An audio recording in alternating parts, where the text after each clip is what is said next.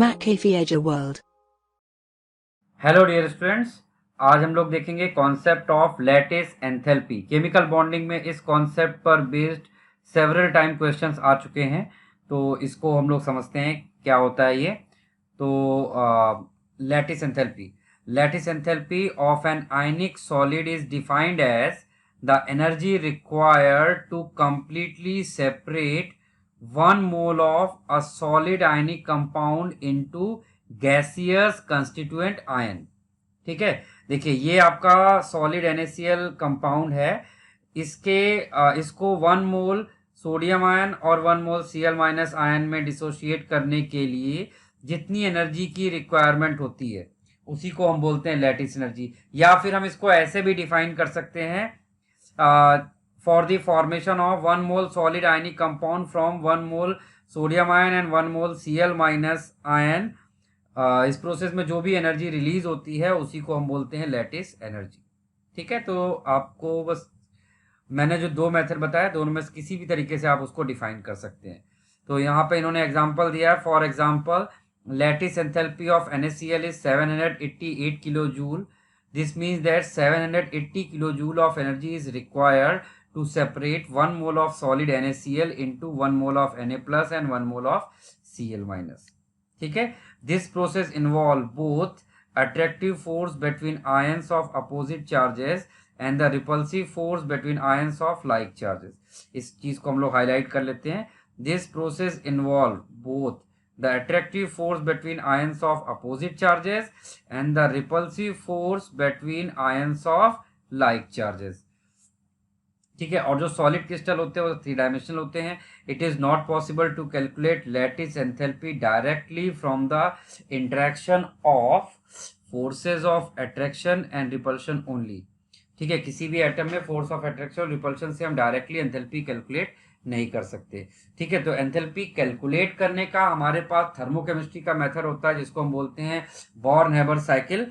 ठीक है, और अगर हमें एंथैल्पी कंपेयर करनी है, लैटिस एंथैल्पी कंपेयर करनी है, तो उसके लिए हमारे पास हमें पता होना चाहिए कौन कौन से फैक्टर इसको अफेक्ट करते हैं। तो चलिए, फैक्टर्स अफेक्टिंग लैटिस एनर्जी कौन कौन से फैक्टर हैं।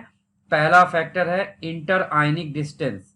इंटर आयनिक डिस्टेंस, तो केटायन और एनायन के बीच का जो टोटल साइज होता है, केटायन और एनायन को मिलाकर जो टोटल साइज होता है उसी को बोला जाता है इंटर आयनिक डिस्टेंस, और it is inversely proportional to the lattice energy.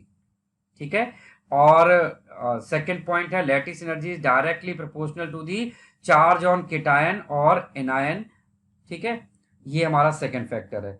अब इन दोनों में से चार्ज वाला फैक्टर डोमिनेटिंग होता है, ये सेकेंडरी फैक्टर है, ये प्राइमरी फैक्टर है।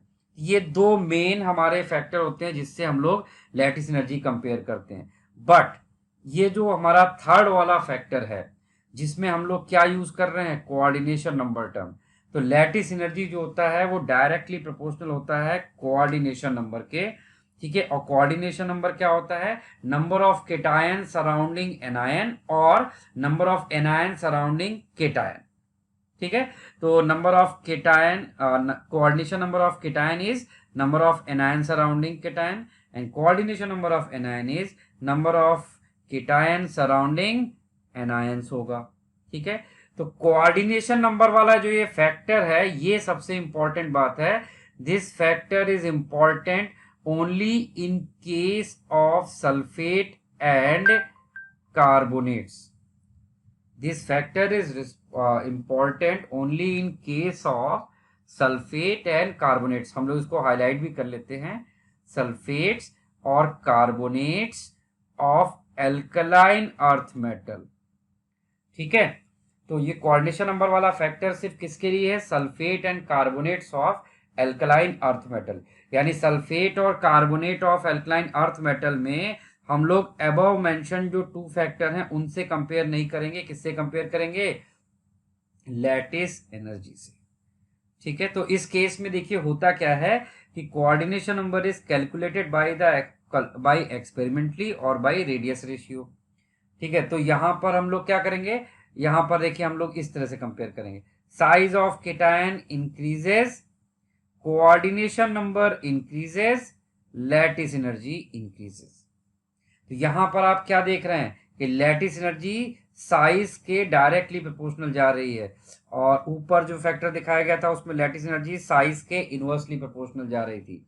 ठीक है, तो इसीलिए यही एक रीजन है जो ये वाला point IIT JEE point of view से सबसे ज्यादा इंपॉर्टेंट बन जाता है, ये वाला थर्ड वाला पॉइंट। तो ये आपको याद रखना है। यहाँ पर सल्फेट का ऑर्डर दिया है, सबसे बड़ा साइज में बेरियम होता है, तो सबसे ज्यादा लैटिस एनर्जी भी इसी की होगी। ठीक है, ऐसे ही हम लोग यही सेम फैक्टर कार्बोनेट्स के लिए भी बना सकते हैं। बेरिलियम कार्बोनेट, ठीक है, उसके बाद आएगा मैग्नीशियम कार्बोनेट, उसके बाद आएगा कैल्शियम कार्बोनेट, फिर आएगा स्ट्रोंशियम कार्बोनेट, और सबसे ऊपर आएगा बेरियम कार्बोनेट। तो सल्फेट और carbonate of alkali earth metal वाला पॉइंट ये आप हमेशा याद रखिएगा। तो ये हमने जो दो एग्जांपल देखे हैं, ये वाला और ये वाला, ये दोनों कोऑर्डिनेशन नंबर के लिए थे। ठीक है, ये स्पेशल केस होता है लैटिस एनर्जी का। अब जो ऊपर हमने जो दो बताए थे उनके अकॉर्डिंग और भी एग्जांपल्स हैं जो ऊपर वाले केसेस से सॉल्व होंगे। जैसे कि NaCl और KCl को अगर हम कंपेयर करें, हम किसको कंपेयर कर रहे हैं, NaCl और KCl को। तो यहां पर देखिए इंटर आयनिक डिस्टेंस यानी साइज पे अगर हम बात करें तो KCl का साइज ज्यादा है, और साइज ज्यादा होगा तो लैटिस एनर्जी कम हो जाएगी। ठीक है, तो यहां पर डिसीजन किससे हुआ है, साइज से हुआ है। ठीक है भाई। अच्छा, एक और एग्जांपल देखते हैं, NaCl और मैग्नीशियम ऑक्साइड। यहां पर देखते हैं, तो यहां पर देखिए साइज में Na और Mg में कोई खास डिफरेंस नहीं होता है, लेकिन Na के ऊपर +1 चार्ज है और Mg के ऊपर +2 चार्ज है। तो चार्ज के डायरेक्टली प्रोपोर्शनल होता है लैटिस एनर्जी। तो चार्ज किसका ज्यादा है, Mg का। तो यहां पर कौन मैटर कर गया है, चार्ज मैटर कर गया है। तो ये तो हुआ अलग अलग जगह पे साइज और चार्ज। लेकिन अगर आपको साइज और चार्ज में डिसाइड करने को आ जाए कि बताइए कि इनमें से कौन सा ज्यादा डोमिनेटिंग होगा, तो आपको हमेशा किसको प्रेफरेंस देनी है, चार्ज को। आप चाहो तो ये पॉइंट आप कहीं पर मेंशन भी कर सकते हो, इस पॉइंट को आप यहाँ पर कहीं पर लिख लीजिए सो दैट आपको वो पॉइंट याद भी रहे। In size and charge, in size and charge, charge will dominate.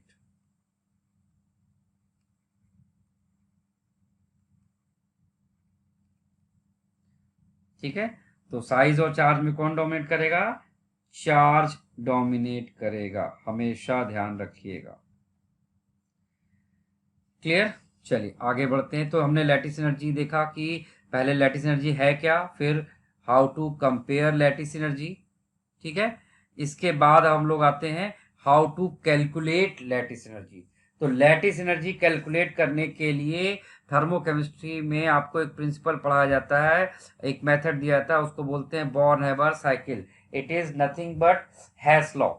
ठीक है, चलिए इसको समझते हैं पूरा। तो इस बॉर्न-हैबर साइकिल में NaCl के लिए यहाँ पर बॉर्न-हैबर साइकिल एक्सप्लेन किया गया है। तो यहाँ पर NaCl का प्रिपरेशन एक्सप्लेन किया जा रहा है। चलिए देखिए, यहाँ पर सबसे पहला आपको पता है कि सोडियम सॉलिड लेते हैं, 1 मोल सोडियम सॉलिड, उसको सोडियम गैसियस में कन्वर्ट करते हैं। इस प्रोसेस को हम लोग क्या बोलते हैं, सब्लिमेशन। और इस प्रोसेस में जो भी हीट हमको देनी पड़ती है वो होती है हीट ऑफ सब्लिमेशन। फिर Na गैस से Na+ गैस बनाते हैं, यानी एक इलेक्ट्रॉन रिमूव करते हैं। इस प्रोसेस को क्या बोलते हैं, आयनाइजेशन। और इस प्रोसेस में भी हमको एनर्जी देनी पड़ती है, तो ये भी एनर्जी हमारी क्या है, पॉजिटिव है। इसको भी हम प्लस साइन से लिखेंगे, इसको भी प्लस साइन, मतलब ये हमें देना पड़ता है।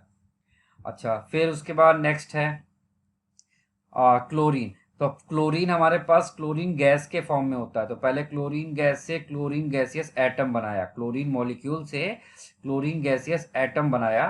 तो उस प्रोसेस में हमें ये बॉन्ड एनर्जी देनी पड़ती है। ठीक है, यहाँ पर हम बॉन्ड एनर्जी देंगे, तो बॉन्ड एनर्जी कितनी है, हाफ ऑफ डेल्टा HBE। यहाँ पे डेल्टा HBE है Cl2 में Cl बॉन्ड एनर्जी। क्लियर। और ये भी एनर्जी हमको देनी पड़ती है। फिर उसके बाद आता है Cl गैसियस में एक इलेक्ट्रॉन डाला जा रहा है तो वो Cl माइनस बन रहा है। इस प्रोसेस को बोलते हैं इलेक्ट्रॉन एफिनिटी। इस प्रोसेस में जो एनर्जी रिलीज होती है उसको इलेक्ट्रॉन एफिनिटी और इलेक्ट्रॉन गेन एंथैल्पी बोलते हैं। और ये प्लस भी हो सकता है, माइनस भी हो सकता है, but in general it is minus. ठीक है। अब यहाँ पर Na plus gaseous Cl minus gaseous बन गया, ये दोनों कंबाइन होके NaCl सॉलिड बनाएंगे। और इस प्रोसेस में जो एनर्जी रिलीज होती है उसको बोलते हैं लैटिस एनर्जी, और इसको भी हम माइनस साइन से इंडिकेट करते हैं। ठीक है। ये तो हो गए इनके पूरे फॉर्मेशन में इतने स्टेप बाय स्टेप कन्वर्जन लगते हैं। अगर हम इसको NaCl सॉलिड का वन स्टेप में फॉर्मेशन की इक्वेशन लिखें तो उस प्रोसेस में जितनी भी एनर्जी देनी या फिर रिलीज होती है प्लस या माइनस दोनों हो सकता है, उसी को बोलते हैं हीट ऑफ फॉर्मेशन। चलिए, तो अब देखिए ये जो हीट ऑफ फॉर्मेशन होता है it is sum of all these energy. इन सारी एनर्जीज का हमने सम कर दिया। बट बस हमें यहाँ पे पता क्या होना चाहिए कि कौन सा पॉजिटिव है और कौन सा निगेटिव है।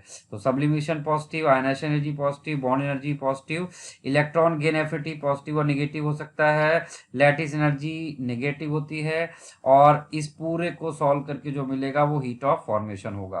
ठीक है। तो आपके पास अगर हीट ऑफ फॉर्मेशन है और ये सारी एनर्जीज हैं तो हम लैटिस एनर्जी कैलकुलेट कर सकते हैं। समझे आप ये चीज? ठीक है भाई। तो इसको अच्छे से नोट कर लीजिए, समझ लीजिए। आपके बोर्ड्स के, स्कूल के एग्जाम में भी आ जाता है ये कभी कभी एक्सप्लेन करने के लिए। चलिए, इसके बाद लैटिस एनर्जी के बाद आता है सॉल्वेशन और हाइड्रेशन।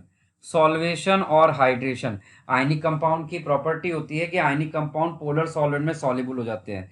ठीक है। तो कोई पर्टिकुलर आयनिक कंपाउंड कौन से सॉल्वेंट में सॉल्युबल होगा उस चीज को बोलते हैं सॉल्वेशन, और अगर सॉल्वेंट वाटर है तो उसी को बोलेंगे हाइड्रेशन। अब जैसे यहां पर दिया गया NaCl, NaCl में Na प्लस और Cl माइनस होता है। ठीक है। और वाटर में क्या होता है, वाटर एक पोलर कंपाउंड है जिसपे पॉजिटिव और निगेटिव चार्ज होते हैं। तो यहाँ पर ये जो प्लस माइनस दिखाए गए हैं ये सब क्या है, ये सब वाटर के मॉलिक्यूल्स हैं। तो Na के ऊपर प्लस चार्ज है, उसको कौन पुल करेगा, वाटर का माइनस चार्ज। और Cl के ऊपर कैसा चार्ज है, माइनस चार्ज, उसको कौन पुल कर रहा है, वाटर का प्लस चार्ज पुल करेगा। ठीक है। तो वैसे इन दोनों के बीच में ये इलेक्ट्रोस्टैटिक फोर्स है जिसको हम आयनिक बॉन्ड बोलते हैं, और ये इनको पुल कर रहा है, यानी वो इस आयनिक बॉन्ड या इलेक्ट्रोस्टैटिक फोर्स को क्या कर रहा है, ओवरकम कर रहा है, डोमिनेट कर रहा है। और जब ये ओवरकम कर लेता है तो उसी को हम बोल देते हैं कि वो आयनिक कंपाउंड सॉल्वेंट में डिसॉल्व हो गया है। ठीक है। Whenever any compound generally ionic और polar solvent dissolve in a polar solvent और in a water, then different ions of the compound will get separated and will get surrounded by polar solvent molecule. This process is known as solvation or hydration, and energy released in this process is known as solvation energy, और अगर solvent water है तो उसी को हम hydration energy बोलते हैं। तो ionic compound will be soluble only if solvation energy और hydration energy is more than lattice energy. हम इस पॉइंट को हाईलाइट कर देते हैं, ऑल्दो ये पॉइंट आपको हमने आयनिक कंपाउंड की प्रॉपर्टीज में बता रखा है। ठीक है। चलिए, अब आते हैं फैक्टर्स अफेक्टिंग सॉल्वेशन एनर्जी और हाइड्रेशन एनर्जी। तो सॉल्वेशन एनर्जी भी किसके ऊपर डिपेंड करता है, केटायन और एनायन के चार्ज पर, और ये किसके इनवर्सली प्रोपोर्शनल है, 1 upon radius of cation plus 1 upon radius of anion के। या फिर हम इसको ऐसे भी ले सकते हैं 1 माइनस ER। ER क्या है यहाँ पर, this ER is dielectric constant. ठीक है, डाइलेक्ट्रिक कांस्टेंट, यानी डाइलेक्ट्रिक कांस्टेंट बढ़ेगा अगर, आप यहाँ पर इसको देख सकते हैं, greater the polar T greater will be dielectric constant, greater the polar T greater will be dielectric constant. तो डाइलेक्ट्रिक कांस्टेंट अगर यहाँ पर इंक्रीज करेगा, डाइलेक्ट्रिक कांस्टेंट इंक्रीज किया तो 1 अपॉन डाइलेक्ट्रिक कांस्टेंट क्या करेगा, डिक्रीज कर देगा। तो 1 अपॉन डाइलेक्ट्रिक कांस्टेंट क्या हो जाएगा, इंक्रीज कर जाएगा। और अगर ये वैल्यू इंक्रीज करेगी तो सॉल्वेशन एनर्जी भी इंक्रीज कर जाएगी। ठीक है। फिर यहाँ पर नेक्स्ट देखिए, यहाँ पर लैटिस एनर्जी और सॉल्वेशन एनर्जी को कंपेयर किया है। Lattice energy 1 upon radius of cation और एनायन के सम के इक्विवेलेंट होता है, और solvation energy 1 upon cationic radius plus 1 upon anionic radius के इक्विवेलेंट होता है। तो मैथमेटिकली इस तरह से सॉल्वेशन एनर्जी और लैटिस एनर्जी को कंपेयर करते हैं। ठीक है, तो from these two equations it can be mathematically prove that the difference between radii of cation and anion is large. इसको मैं थोड़ा फिर से हाईलाइट कर देता हूं। The difference between radii of cation and anion is large, then solvation energy will dominate. करेगी अगर केटायन और एनायन के साइज में डिफरेंस है तो। ठीक है, और इफ रेडियाई आर कंपेरेबल, इसको मैं थोड़ा सा डिफरेंट कलर से ले लेता हूं। इफ रेडियाई इज कंपेरेबल और difference is small, then lattice energy will dominate. तब लैटिस एनर्जी क्या कर जाएगी? डोमिनेट कर जाएगी। चलिए अब इसको एग्जाम्पल से देखते हैं। जैसे ये हमारे पास एग्जाम्पल है CSF, CSCl, CSBr, CSI। तो आप यहाँ पर देख सकते हैं केटायन और एनायन के साइज में सबसे ज़्यादा डिफरेंस कहाँ पर है? इस जगह पर है। जहाँ सबसे ज़्यादा डिफरेंस होगा उसी की सॉल्वेशन एनर्जी सबसे ज़्यादा होगी। तो सॉल्वेशन, ये जो ऑर्डर लिखा है ये किस चीज़ का ऑर्डर है? ये सॉल्वेशन एनर्जी का है। तो लैटिस एनर्जी का ऑर्डर इसका जस्ट उल्टा हो जाएगा। लैटिस एनर्जी का ऑर्डर जो है वो इसका जस्ट उल्टा होगा, यानी साइज में डिफरेंस यहाँ पर सबसे कम है तो इसका लैटिस एनर्जी ज़्यादा होगा। तो इसी ऑर्डर को अगर हम रिवर्स कर देंगे तो इसी को हम क्या बोलेंगे? Solvation energy. इसी ऑर्डर को हम लोग तब क्या बोलेंगे? सॉल्वेशन, सॉरी, लैटिस एनर्जी, अगर हमने इसी ऑर्डर को रिवर्स कर दिया। ठीक है भाई, क्लियर है पॉइंट? तो आगे बढ़ते हैं। ये पॉइंट जो मैंने बताया है इसको बहुत ध्यान से अपने पास अच्छे से नोट करिएगा। जब भी आप अपने शॉर्ट नोट्स बनाइए, रिवीजन नोट्स, उसमें ये सारे पॉइंट्स होने चाहिए, क्योंकि इस पर IIT जेई मेंस और एडवांस दोनों में क्वेश्चन पूछ सकता है। इवन नीट में भी आने के चांसेस हैं, क्योंकि नीट में अब एम्स भी आ गया है तो क्वेश्चन पेपर का स्टैंडर्ड रेज कर सकता है। तो आप मेंटली तैयार रहिए जेई लेवल के क्वेश्चंस के लिए। ठीक है, चलिए तो इसके बाद आते हैं एप्लीकेशन ऑफ हाइड्रेशन एनर्जी। इसके बाद हमारे पास है application of hydration energy. Application of hydration energy. तो एप्लीकेशन ऑफ हाइड्रेशन एनर्जी में सबसे पहला पॉइंट होता है size of hydrated ion. Size of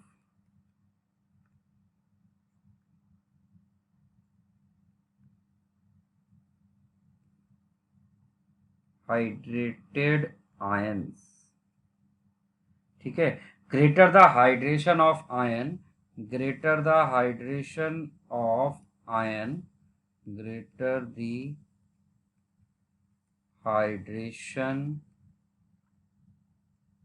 of ion, greater will be its hydrated radii.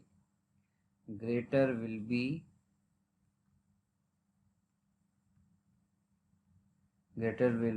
its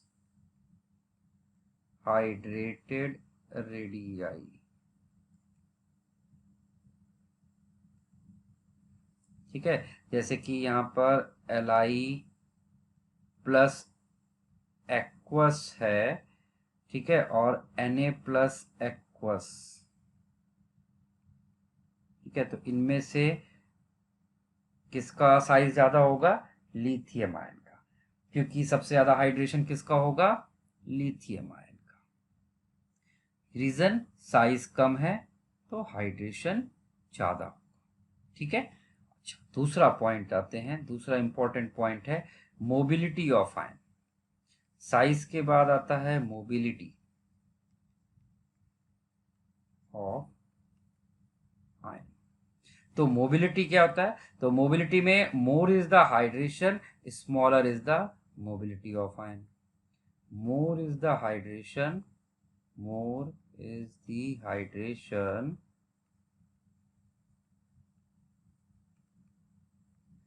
smaller will be mobility of ion.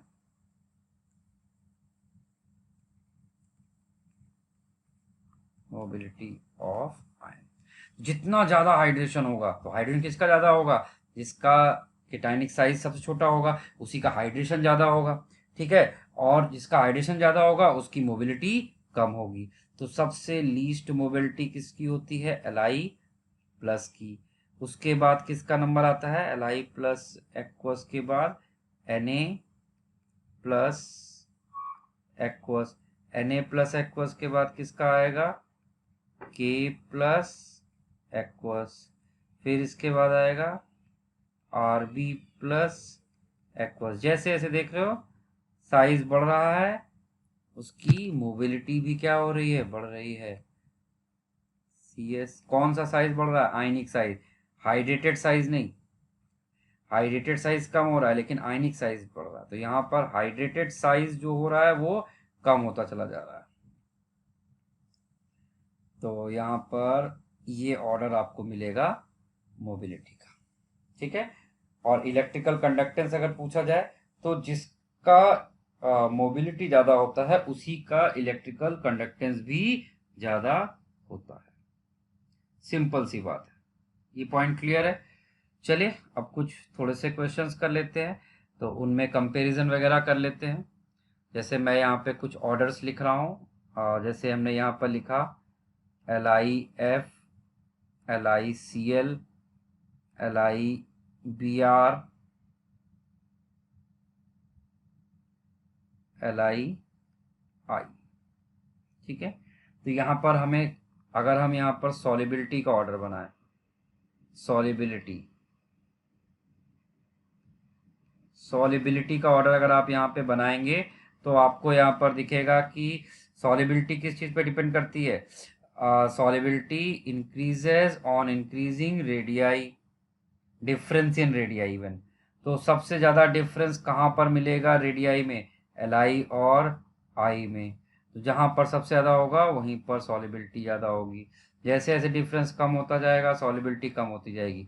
और lattice energy का order इसका just उल्टा हो जाएगा, ठीक है। चलिए एक आध क्वेश्चन और देखते हैं। यहाँ पर हमने लिया है LiOH लिया हमने, NaOH लिया है, KOH लिया है, RbOH लिया है। अगर हम यहाँ पर ऑर्डर ऑफ सॉलिबिलिटी बनाएंगे तो साइज में डिफरेंस के हिसाब से ऑर्डर ऑफ सॉलिबिलिटी यहाँ पर भी यही मिलने वाला है हमको, ठीक है। क्लियर है भाई। बट अब यहाँ पर देखो एक्सेप्शन पे आते हैं। एक्सेप्शन, वही जो कोऑर्डिनेशन नंबर वाला पॉइंट था, बेरिलियम सल्फेट,